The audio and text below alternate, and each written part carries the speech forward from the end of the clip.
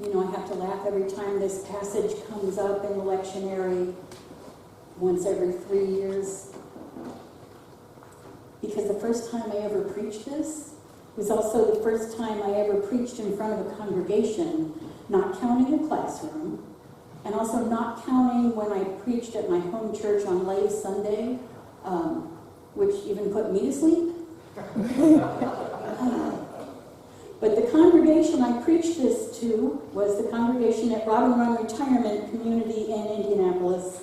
It was a community of retired seminary professors, missionaries, pastors and their wives, and a very few, female pastors with husbands. I was so excited to find out that as student chaplain I was going to get to preach once every single month. And maybe it was even more exciting to find out that my first Sunday preaching was Grandparents' Day. What a great thing in a retirement community. And then I looked up the passage. And it says, "Hey, your mother and your father," on Grandparents' Day, in a retirement community for my first sermon as their student chaplain. God, really? It turned out okay. They understood. Jesus said, "None of you who are unwilling to give up all your possessions can be my disciple." It is important to note that there is a difference between wanting to do something and being willing to do something. It's kind of one thing to do things you don't want to do, like at work. If you've ever watched Downton Abbey, you recognize these people.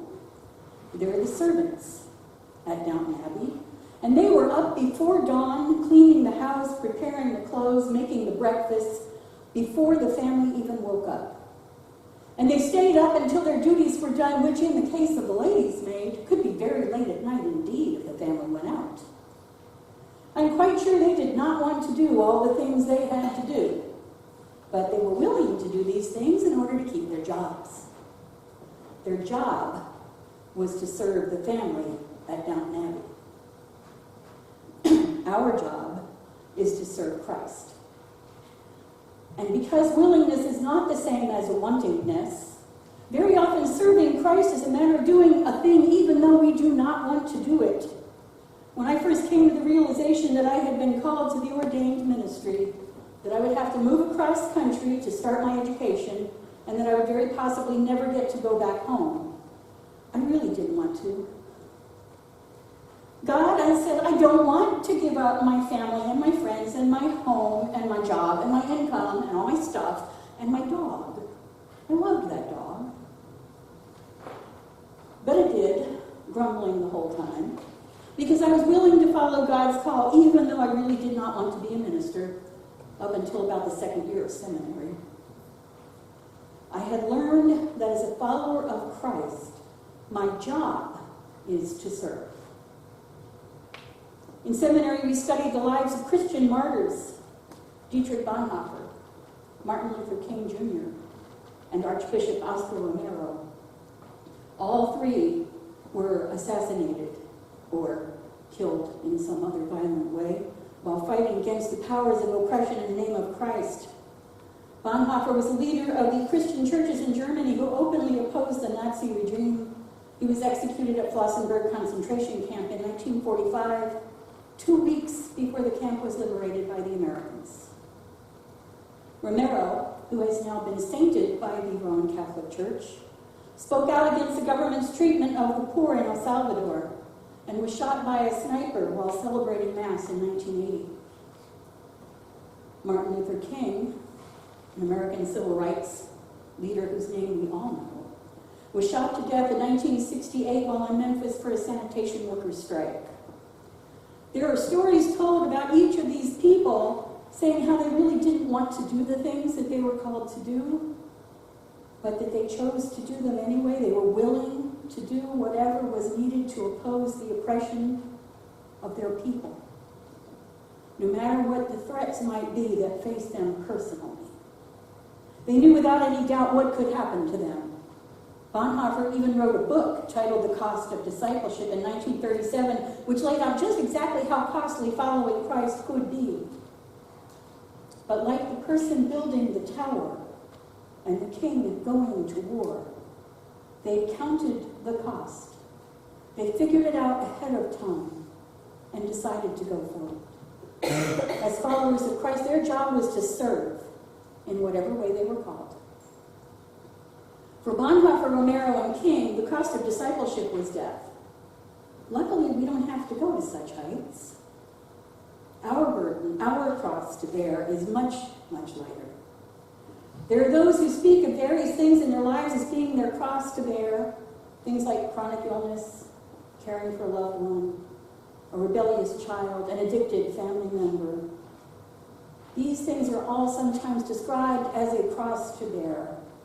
And while it is true that the struggles and trials and difficulties and heartaches of this life can indeed be difficult to bear, none of these are the cross that Jesus was talking about. Rather, it is our obedience to Jesus and to the commandments he laid out for us that is the burden, our cross. Our job as followers of Christ is to love our neighbor, to serve without recompense, and with as little complaint as possible. After all, even Jesus complained a little, mostly about his disciples. Serving others. That doesn't sound so burdensome. Certainly isn't nearly as difficult as what Bonhoeffer, Romero, and King had to face. Doesn't sound like much of a cross. And yet we have to look back to the beginning of this passage to see that perhaps it's more of a burden than it first seems. Whoever comes to me and doesn't hate father and mother, spouse and children and brothers and sisters, yes, even one's own life, cannot be my disciple. Wait, hate my family? What happened to honor your father and your mother? I mean, that's a commandment. And I believe that serving Christ in such a way as to put his will first, before family and job and personal desires, is honoring your parents. For surely, loving parents would want you to do good for others first, to follow Christ first in your life. Sometimes serving others will conflict with things you would prefer to do. I know that happens to me with some regularity. Pretty sure it happens to you too. I've heard you tell the stories about how you stopped on the way to somewhere to help somebody in need, or how you bought lunch and then gave it to the hungry person that you saw or passed on the road. And how often does your phone ring or a text message come through asking for your help with something that is well within your abilities, and you say to yourself, oh man, I do not want to do this. I have stuff to do. I need to be someplace. I want a nap. But you do it anyway. You help the person who needs help because it's the right thing to do, because you're a follower of Christ. And as a follower of Christ, your job is to serve. And sometimes your burden, your cross, is to ask for help. Sometimes you need to let others serve you, and I know that's hard for some of us. We all want to be able to help everyone else and also do everything for ourselves. It needs to be done. But even though we can do it all ourselves, we don't have to. Sometimes we need to let others care for us as well. Sometimes we need to allow others to serve. Just as Jesus washed the feet of his disciples, but also allowed the woman with the alabaster jar to wash his feet with her tears and dry them with her hair. So we too sometimes must let others care for us. Sometimes we need to share the burden of service so others may know the blessing of serving too. When we go from this place, let us pick up the burden of servanthood and make the world a better place. Because that's our cross. Not an illness, not an out-of-control family member. Our burden, like that of Christ, is to change hearts and minds through our actions as he did. He taught, he healed, he gave up his life in order to save the world, to heal it, to change it. And we also must give up our lives in his service in order that the world might be changed and healed and saved, so that it may become as the kingdom of heaven, God's beloved community, through Christ our Lord. Amen.